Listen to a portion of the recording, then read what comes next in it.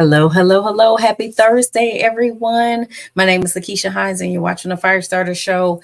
I am loving this time of year. I am in Florida, and let me tell you, the weather is so nice.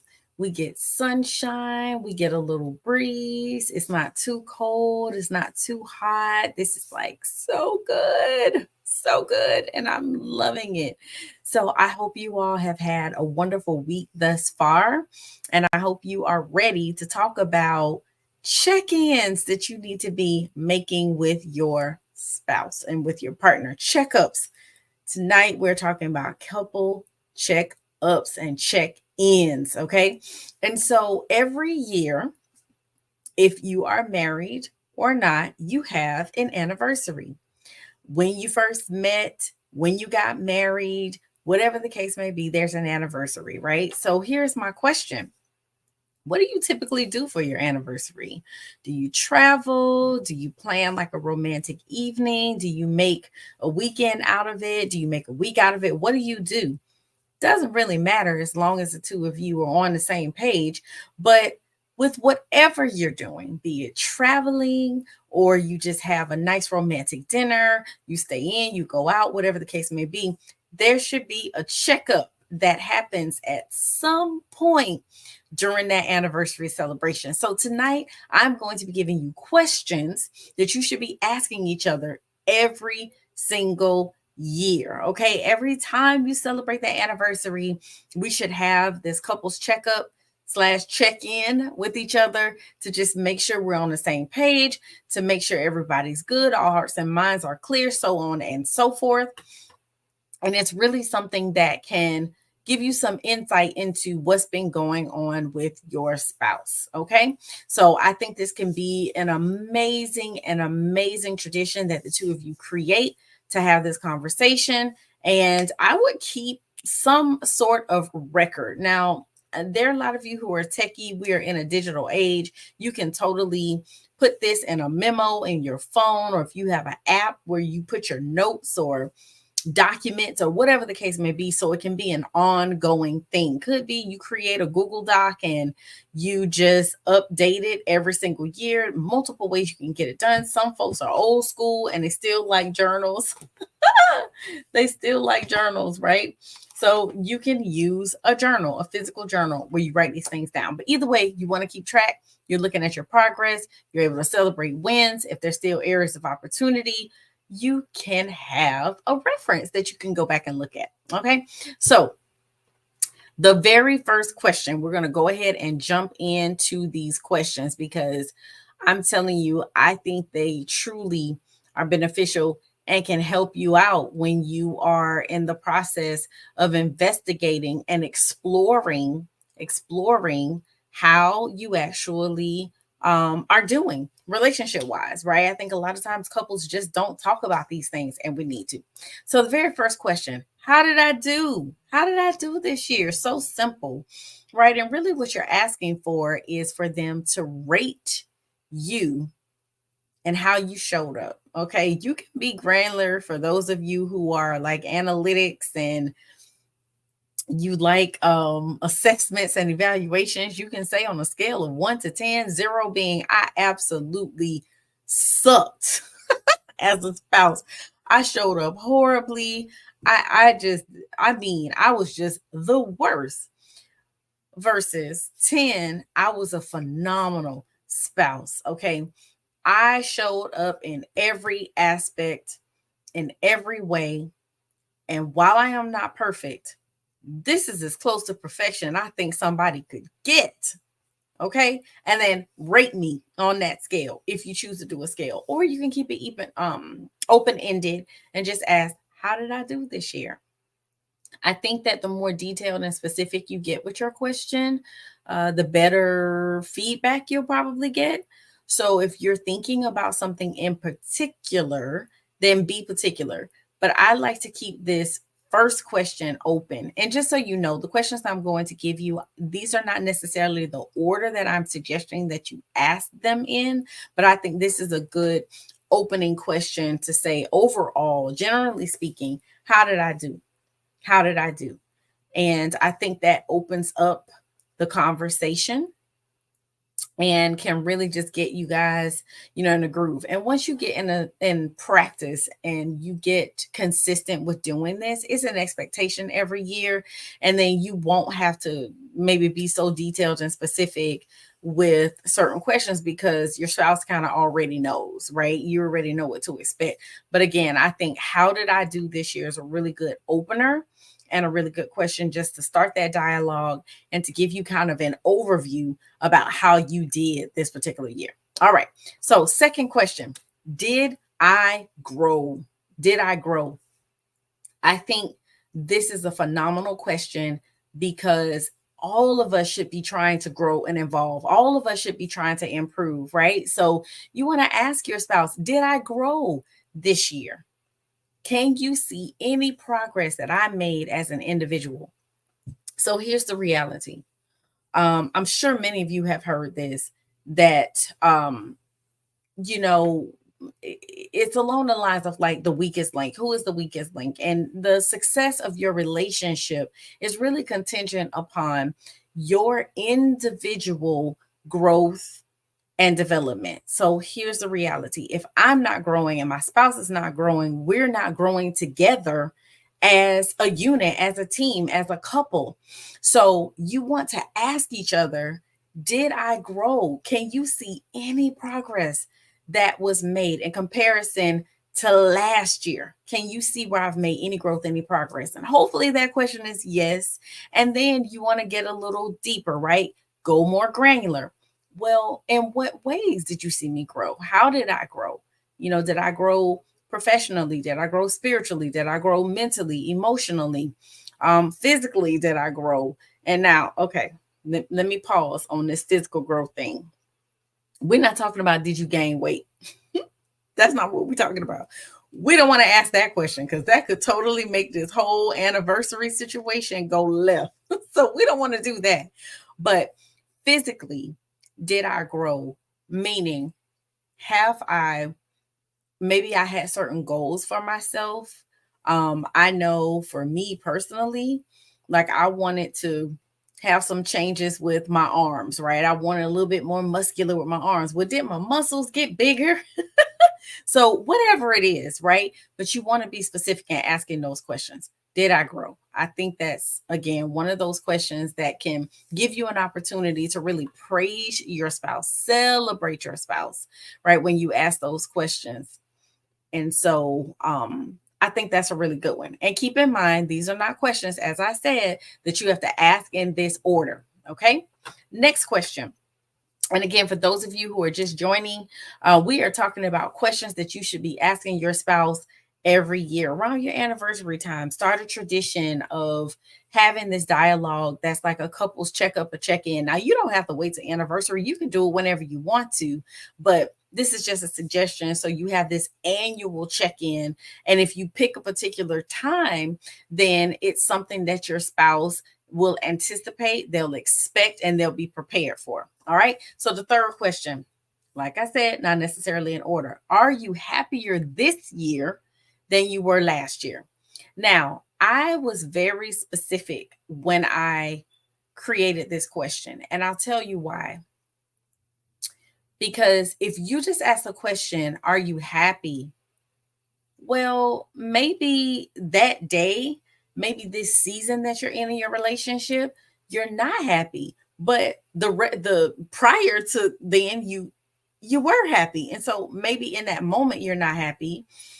And so that can just taint and dismiss everything that took place for that entire year, right? So, are you happier this year than you were last year? Gives you an opportunity to reflect on where you were last year, evaluate where you are now, and even if you're not as happy as you desire to be, are you happier than you were last year? Which says we are growing, we're evolving, we're improving. And so I think this is a really powerful question, again, to get you to reflect on the previous year and evaluate and assess where you are now. And also, if the answer is no, then we know there's more work that has to be done. Okay. And so that's okay. We want to be open and honest with each other. And that's again, conversation you want to have before you start this, that we need full transparency. There's no way we are going to grow and improve and evolve if we're not keeping it 100 with each other, right? So we have to keep it real at all times, but we want to do it in a way that's raw and real, but not rude. Okay. Next question. Are you more satisfied this year than last year? Okay, so satisfaction, again, is kind of general because it needs to be specific to your relationship. So if you were dissatisfied with 5 out of 10 things last year, but this year you're only dissatisfied with, let's say, 2 out of 10 things, we've made progress. And talk about why you are more satisfied, what you are more satisfied with, so you can encourage your spouse to continue doing whatever it is that they were doing to be more satisfied.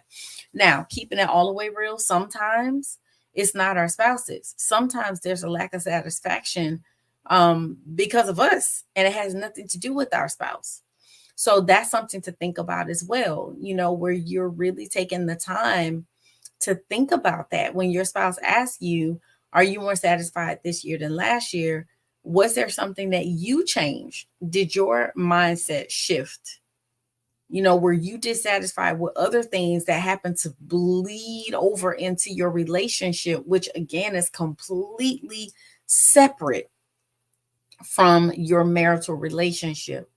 But it's still important to ask, are you more satisfied this year than last year? Because you do want to be able to assess, evaluate, and ask each other, can we see growth? Can we see improvement? And if not, then we know we still have some work to do, and that's okay.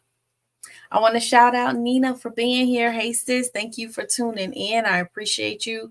And everybody else, sometimes you don't drop in comments, you don't let me know that you're here, and that's totally fine.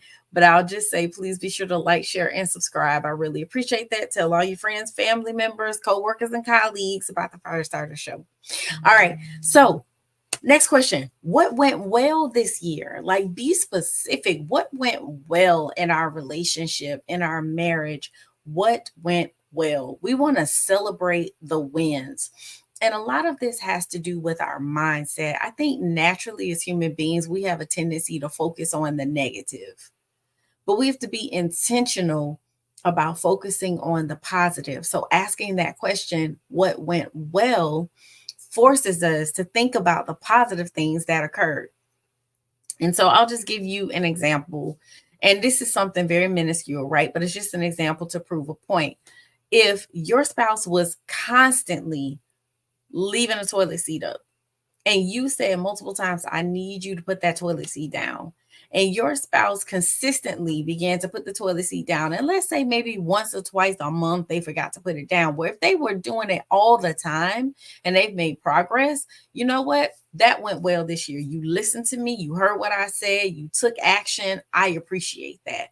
Or if it's a situation where one spouse is overspending all the time and they're being more mindful of their spending after you all had a conversation. Maybe you created a budget and the spouse is sticking to that budget. Even though they may slip up here and there, you can see progress. So you want to highlight those things and express your gratitude and your appreciation to your spouse for the contributions that they made to the things that went well. We always want to acknowledge the good things that our spouses are doing. Okay. Okay. Deep breath. Woosah, everybody. This next question may be a little tough. What challenges did you face this year? So I know I just said focus on the positive, and I still mean that. But here's the thing, challenges in and of themselves, I know seem to have a negative connotation. But the reality is, it doesn't have to be negative, because many times we think a challenge is equated to some type of failure of some sort. But what I know, what I've learned in business and, personally, is that challenges oftentimes are just opportunities for us to grow. And the reality is you may still be facing some challenges today. And it's okay. What we're going to do is acknowledge them, and then we're going to work on them together. We're going to work on them together. If there's something that you have already overcome, celebrate. Celebrate. There's so many times my spouse and I, we sit and we talk about the growth that we see in each other and the progress that we have made as a couple, because it can get discouraging when you still have things that you're working on, because none of us have arrived. No relationship is perfect. But the reality is, if we sit and we think about all the work that maybe we still need to do, or the areas where we're still kind of struggling, then that can cause us to lose hope. And also it drains your energy, right? The energy that you need to be able to continue showing up as your best self and continue doing the work. So we want to look at the challenges that we faced and look at which ones we've overcome, look at the ones that we are still in, and the ones that we haven't even addressed yet. And we want to put some action steps in place to deal with the ones that we haven't started dealing with yet, and be consistent with working on the ones that we're currently working on. And also, maybe having a conversation about how we can support each other through those challenges. Do I need to show up differently? Is there something that you would like me to continue doing that actually motivates you, encourages you, and helps you? So that dialogue is really important, to talk about the challenges. While it may be a little uncomfortable, well, most of these questions are probably going to be uncomfortable because we're evaluating and assessing each other. And if we're keeping it real with each other, there are going to be some things that aren't going to be all peaches and cream, unicorns and rainbows, right? We're going to have to say some things that may not feel good to our spouses. We're not trying to hurt them, but this is the only way we're going to grow. Okay. All right. Next question. What are you looking forward to next year? I absolutely 100% love this question. I love this question because it forces us to start to anticipate good things. We start to anticipate good things, which is amazing. Because again, we have a tendency as human beings to focus on the negative. We can shift our thinking, we can shift that energy into focusing on things that we are excited about, things that we're anticipating, and things that we're looking forward to for the coming year, which can fuel you, give you energy, motivate you to continue doing the work, to continue showing up, because there's a reward on the other end. And I don't know about you, but I like rewards, all types of rewards. So we want to ask each other, what are we looking forward to the next year? Hopefully we are in alignment with one another in terms of the things that we're looking forward to, that we're in agreement with those things, because again, I think that can be really powerful for both of you.